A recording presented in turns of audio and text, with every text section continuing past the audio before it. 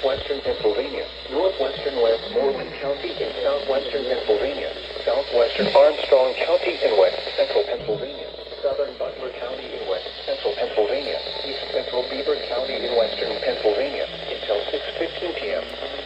At 3:19 p.m., Doppler radar and automated rain gauges indicated thunderstorms producing heavy rain across the Warren area.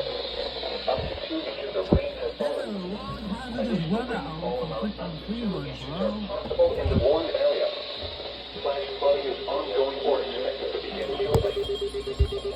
Flash flooding caused by thunderstorms. Source: radar and automated gauges. Intent: flash flooding of small creeks and streams, highways, streets, and underpasses, as well as other poor drainage and low-lying areas. Some locations that will experience flash flooding include McCandless Township, Cranberry,